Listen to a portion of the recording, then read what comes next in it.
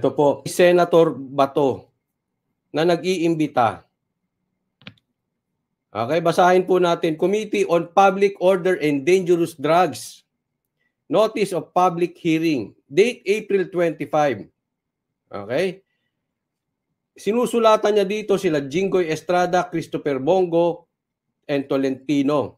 As Vice Chairperson, yung mga members, si Binay, Grace Po, Villar, Padilla,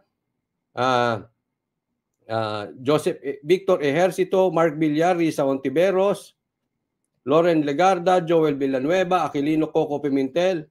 O yan, from Senator Bato, the Committee on Public Order and Dangerous Drugs will conduct a motu proprio public hearing and investigation in aid of legislation on Tuesday, April 30.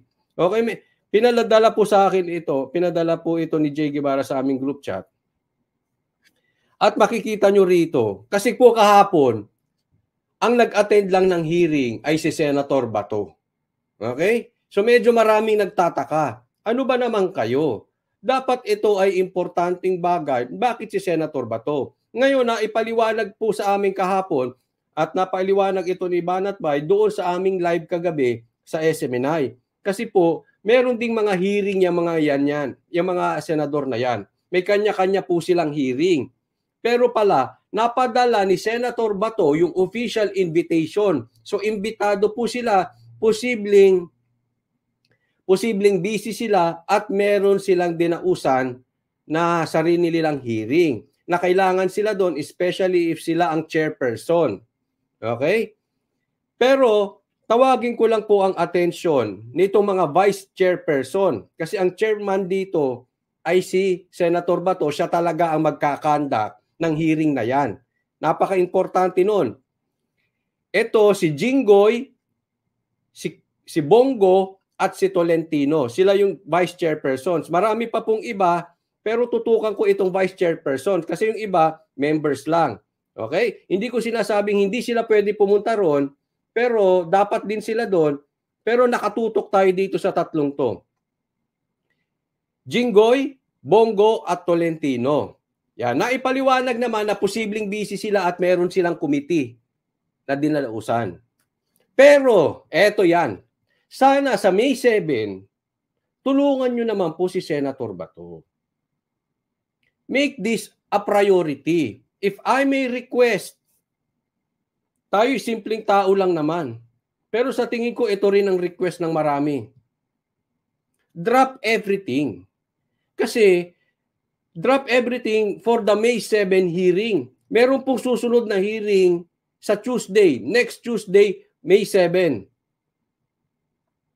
Tama po ba? Tuesday yan, ano? Tuesday yan, next week, May 7. Sa mula nang naupo ang rehimen Marcos, in my opinion, this is one of the most important hearing na gagawin, na ginagawa. Sana naman bigyan nyo ng priority. Kasi kung busy kayo on the first hearing, medyo magdududa na ang tao. Pagdating ng second hearing, busy na naman kayo. Okay? Ayoko po kayong husgahan. Kasi nga mga maka-Duterte, especially si Bongo at saka si Tolentino, nauunawaan ko po kayo. We are trying our best na unawain kayo. Dahil maka-Duterte kayo. Hindi po namin kine-question ang inyong pagiging Duterte. We know that you are solid Duterte. Kaya nga po, humihingi kami ng tulong sa inyo. Sana naman matulungan nyo yung taong bayan. Hindi po namin kayo hinuhusgahan. Pero kasi, kung sa second, busy na naman kayo. Baka mamaya on the third, busy na naman kayo. What do you expect ang iisipin ng taong bayan? You have 1 week para maayos nyo yung schedule ninyo.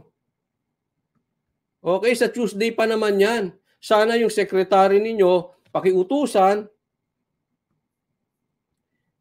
bigyan ng priority po yan, yung hearing na yan. No?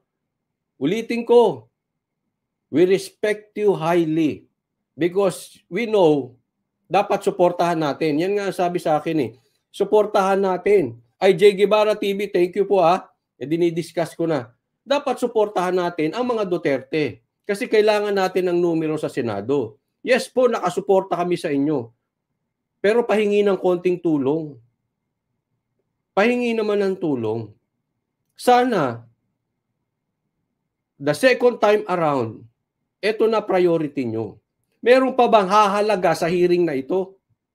Wala akong nakikita na mas may hahalaga pa sa hearing na ito. Dahil ito ay malamang-lamang tinatry nilang ihinto, binubusalan ang media, wala nang balita about this. Kung hindi sa SMNI lang, sana, dito muna tayo mag-focus. Kung ano man yung hawak niyong committee, baka naman pwede niyong iurong ng araw. Kasi Tuesday lang naman ito eh. O wala nang kasunod kahapon. Isang araw. Tapos wala na ulit. Di ba? So every Tuesday, baka naman pwede niyong mapatawad yung Tuesday. Saglit lang naman yan eh. Mga 10 a.m., 2-3 oras. Baka naman yun pwede nyo nang irigalo sa sigaw ng taong bayan. Baka naman yun pwede nyo nang irigalo sa mga mamamayan na inyong nasasakupan na umaasang tutulungan nyo. Pakiusap lang naman, hindi tayo nagiging demanding kahit sino naman ba tayo? Tayo naman ay nagiging boses lang ng taong bayan. Agree po ba kayo na dapat ito ang bigyan ng priority? Sa mga manunood ng replay, lagay nyo doon. Jinggoy, Tolentino, kung kayo naniniwala, bigyan to ng priority. Kung hindi naman, edi lagay nyo rin. Jinggoy, Tolentino, itigil nyo na yung hearing. Bato, itigil nyo na yung hearing. Patas tayo. No? Sabi dito ni Carmi, ikaw Risa, dapat kasama ka din sa investigasyon mo sa Marcos at Maria. Alam mo, nandito rin sa listahan si Risa. Nakalagay po pangalan niya dito as members. As one of the members. So, pero alam mo naman, ano pa aasahan mo kay Risa? Wala ka namang aasahan sa tao na yan. Ang gusto lang niyan i-hearing si Pastor Kibuloy. Para yan yung mga vloggers na laos, na wala nang alam, wala nang talino, wala nang mai-content. Yun lang. Ang alam lang nilang content is si Pastor Kibuloy. Si Risa, may aasahan ka ba dyan? A-attend ba ng hearing yan? Ewan ko lang Sana umattend. Pero I don't think so. Unless darating lang yan kung andyan si Pastor Kibuloy. Kaya nga medyo nagtataka na ako Parang gusto niya lang makita si Pastor Kibuloy. Lagi hearing issue Pastor Kibuloy. Tingnan natin, malay nyo, mali ako. Umattend ng hearing. Hindi lang Pastor Kibuloy ang alam niya. Hindi lang Pastor Kibuloy kaya siya nahalal ng taong bayan. Parang yung mandato niya, tutukan lang si Pastor Kibuloy Abangan natin. Huwag muna natin silang husgahan. Especially dun sa mga Duterte senators. We love you. We need you. Salamat sa pagsuporta nyo at hindi nyo iniiwan si Tatay Digong. Thank you, thank you. Dagdagan nyo na lang po yung tulong. Kasi, alam mo, ako at best, sa palagay ko talagang medyo nagkamali lang. Hindi naman siguro bayaran si Senator Bato. Pero medyo hindi maganda yung pag-conduct niya ng hearing, no? So sabi ko nga, sige, wag nating husgahan kasi maka-Duterte daw yan. Hindi maganda yung kanyang pag-conduct lang ng hearing. Tao lang. Kasi siyempre, madaling sabihin sa atin, nasa labas tayo, pero pag nandoon ka na, marami kang hawak na tao. Diba? So, kaya kailangan ng tulong nyo. Especially Senator Tolentino. Abogado po kayo Iba pa rin kung ang mag-uusga, marunong kayo sa especially dong sa pagbatak na abogado, magaling sa litigation. Marunong magtanong. Okay? So, hindi natin pinanghihinaan si Senator Bato, kaya lang, mas maganda talaga kung mas marami. Especially, hindi yung basta lang mag-a-attend tapos mag-grandstanding. Hindi naman ugali ni Bongo yan Si Tolentino, hindi rin niya ugali. Actually, yung tatlong yan, si Bato, si Bongo at si Tolentino, hindi mahilig sa grandstanding yan. Yung iba pang yung iba pang mga senator, nuknukan ng grandstanding. Pero, sila hindi naman So, maka-attend kayo, importante, yung input ninyo, merong hindi alam si Senator Bato about sa batas, or maitulong nyo. O kung kayo naman ay hindi alam, baka merong alam si Bato, itulong-tulong kayo dyan. Pakilang ha, sana. Tulungan na lang. Tulungan natin. Alam nyo itong pagkakataon na ito, hindi na po ito darating ulit. Malay natin, yung hearing sa May 7, sa Tuesday, malay natin last na yun. Baka pahintuin na yan, harangan na yan, they will do order. Alam niyo naman kung sinong tinamaan dyan. Probably ihinto yan. We don't know. Hindi pa nga natin alam kung yung May 7 hearing na yan ay matutuloy pa yan eh. Medyo kinukutuban pa nga ako dyan. Baka hindi pa ituloy yan. Gagawa nila ng paraan yan para mahinto yan. Diba? But nevertheless, kung sakaling matuloy, let's grab the opportunity. Huwag na nating hayaan na makalagpas. So, Jinggoy, Bongo, at Tolentino, sana asahan namin na makatulungan kayo sa May 7, Martes. Hopefully, request lang naman. Kung ayaw nyo, okay lang. Hopefully, you drop everything, attend the hearing. Kasi mas priority ito. Wala. Isip nga kayo.